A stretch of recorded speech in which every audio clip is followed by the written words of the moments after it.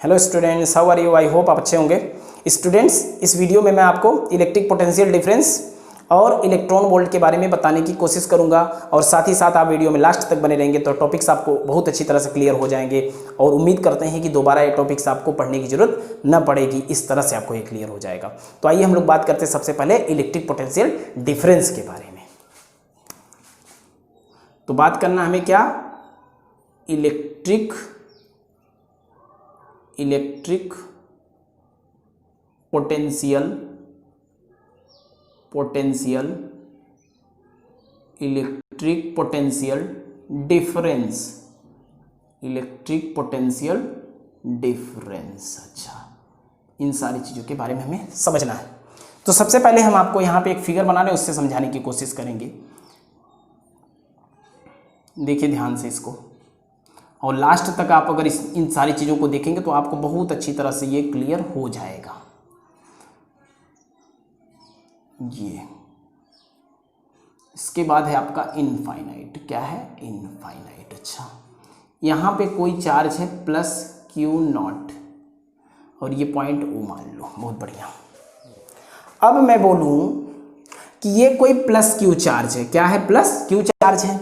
तो इस plus Q charge की वजह से इसकी अपनी एक इलेक्ट्रिक फील्ड बन जाएगी। इस इलेक्ट्रिक फील्ड के सराउंडिंग अगर मुझे कुछ भी करना होगा तो नो डाउट मुझे वर्क करना पड़ेगा।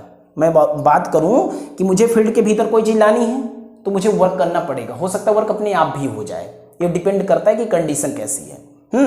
अब ध्यान से देखिए। अब मैं बोलूं कि पॉइंट बी पर कोई क्यू नॉट चार्ज है। अगर इस चार्ज को क्यू नॉट को मुझे बी से ए तक लाना है तो क्या मुझे वर्क करना पड़ेगा? बी से ए तक लाना है तो मुझे वर्क करना पड़ेगा। अब ये वर्क क्यों करना पड़ेगा? क्योंकि यहां पर प्लस क्यू चार्ज है।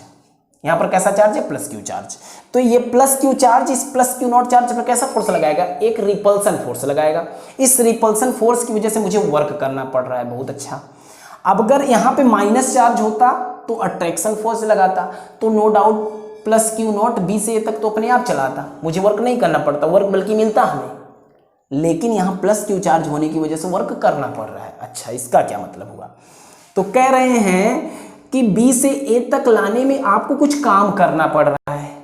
हाँ, तो क्या मैं मान लूं कि ए का पोटेंशियल बी के पोटेंशियल से ज्यादा है, ए का इलेक्ट्रिक पोटेंशियल बी के इलेक्ट्रिक पोटेंशियल से हाई है?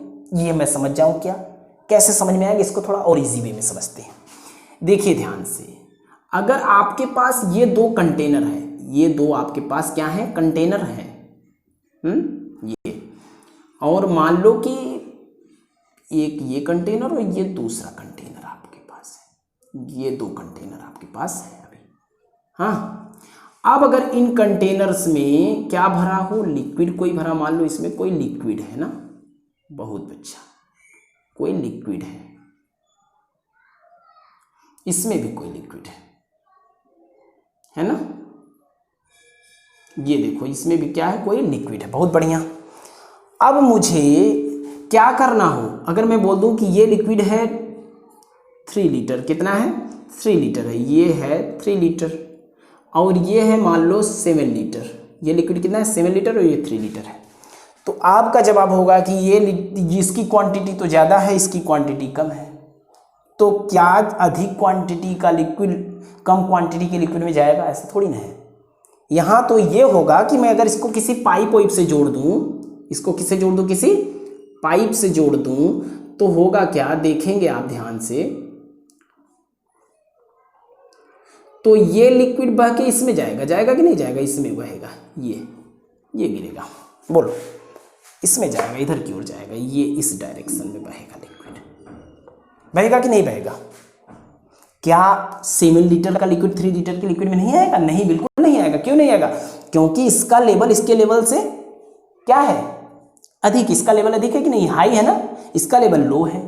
तो हमेशा लिक्विड किधर से किधर बहता है? High level to low level की ओर बहता है ना। तो सेम प्रोसेस यहां पर भी होता है, यही कि कोई चार्ज कहां से कहां जाता है? हाई पोटेंशियल से लो पोटेंशियल की ओर। कहां से जाता है? हाई पोटेंशियल से लो पोटेंशियल की ओर जाता है ना। अब आप सोचो कि मुझे इस लिक्विड को इस लिक्विड में ले जाना हो, यानी 7 लीटर के लिक्विड को ले जाके 3 लीटर में डालना हो, तो मुझे क्या करना पड़ेगा? कोई मोटर वोटर लगाना पड़ेगा, कुछ लगाना पड़ेगा जो कि इस लिक्विड को खींच के इसमें ले जाए। पर पाइप दोनों कंडीशन में लगेगी, चाहे 7 लीटर को हम 3 लीटर में ले जाए, चाहे 3 लीटर को 7 लीटर में ले जाए, दोनों कंडीशन में पाइप यूज तो करनी पड़ेगी। फर्क सिर्फ इतना है कि 3 लीटर का लिक्विड 7 लीटर के लिक्विड में बिना किसी एक्सटर्नल वर्कर के वर्क किए चला जाएगा, बिना कोई मोटर वोटर लगाए चला जाएगा। लेकिन 7 लीटर का लिक्विड अगर 3 लीटर में जाना चाहेगा तो किसी एक्सटर्नल वर्कर को वर्क करना पड़ेगा, कोई मोटर वोटर लगाना पड़ेगा। पड़ेगा कि नहीं पड़ेगा? तो इसका मतलब हुआ कि अगर हमें इस लिक्विड को इसमें ले जाना पड़ रहा है तो इसका लेवल हाई है, इसका लो है, इसकी वजह से मुझे वर्क करना पड़ रहा है। हाँ, इसमें ले जाते समय वर्क इसलिए नहीं करना पड़ रहा है क्योंकि इसका लेवल लो है, इसका हाई है। हाई से लो जाएगा तो वर्क नहीं होगा, लो से हाई जाएगा तो वर्क होगा ना। तो यहाँ सोचिए वर्क हो रहा है कि नहीं हो रहा है? तो इसका क्या मतलब हुआ कि ए का पोटेंशियल बी के पोटेंशियल से हाई है ना। अब मैं बोलूँ कि प्लस क्यू चार्ज किधर से किधर चलेगा? ये हाई से लो की ओर चलेगा कि नहीं चलेगा? प्लस क्यू किधर से चलेगा? हाई से लो की ओर जाएगा ना। बहुत बढ़िया। अच्छा, तो मैं कह रहा हूं कि अगर यहाँ माइनस क्यू चार्ज होता तो ये क्या करता? माइनस क्यू चार्ज होता तो क्या करता? आप खुद सोचो कि माइनस क्यू चार्ज होता तो क्यू नॉट अपने आप चला आता बी से, आपको कोई वर्क नहीं करना पड़ता। अगर ये अपने आप चला आता तो क्या इसका पोटेंशियल इसके पोटेंशियल से कम होता? बिल्कुल होता। तो कहते हैं कि माइनस क्यू चार्ज हमेशा लो पोटेंशियल से हाई पोटेंशियल की ओर जाता है कि नहीं जाता? यही मैं आपको समझाने की कोशिश कर रहा था। समझ में आया होगा? क्लियर हुआ है? फिर से समझ जाइए कि अगर प्लस क्यू नॉट को मैं ए से बी तक ले जा रहा हूं, बी से ए तक ले जा रहा हूं, तो मुझे वर्क करना पड़ेगा। इसकी पीछे वजह है कि ए का पोटेंशियल बी के पोटेंशियल से अधिक है। इसमें ऐसा क्यों हो रहा है? क्योंकि यहां पर चार्ज कैसा है? प्लस क्यू चार्ज है।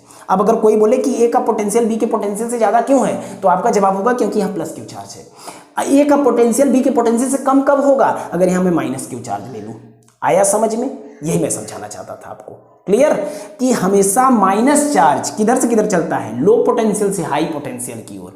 पॉजिटिव चार्ज हाई पोटेंशियल से लो पोटेंशियल की ओर। ओके, तो देखिए ध्यान से, कहेंगे हम लोग कि पोटेंशियल का डिफरेंस कितना होगा? V A minus V B.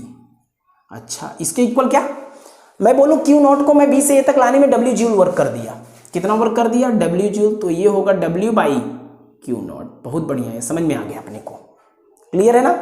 अब मैं बोलूं कि पॉइंट बी कहां हो? इनफाइनाइट पे हो। पॉइंट बी कहां हो? इनफाइनाइट पे हो। तो जब भी कोई पॉइंट इनफाइनाइट पे होता है तो उसके पोटेंशियल को जीरो एज्यूम किया जाता है। समझ जाइएगा ध्यान से। इनफाइनाइट पर अगर कोई पॉइंट है तो उसके पोटेंशियल को हम क्या एज्यूम करते हैं? जीरो एज्यूम करते हैं।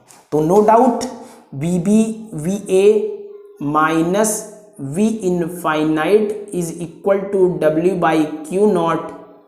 और देखा जाए तो since V infinite is equal to zero, तो V A is equal to W by Q naught. हुआ ना?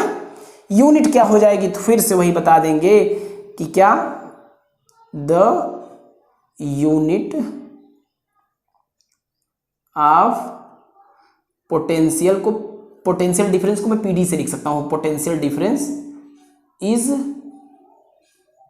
To be joule per coulomb और वोल्ट।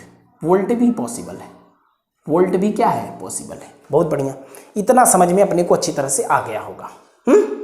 अब मैं बोलूं कि क्या यहां पे काइनेटिक एनर्जी को भी पाया जा सकता है? किसको?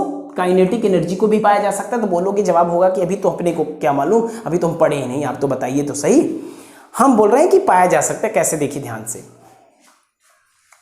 अब मैं बोलूं कि बी से ए तक लाने में आप वर्क कर रहे हो ना? बिल्कुल कर रहे हो। तो मान लो कितना वर्क किए हो आप? डब्ल्यू ने किए हो। बहुत अच्छा। तो मैं लिख सकता हूं डब्ल्यू इज इक्वल टू इसी को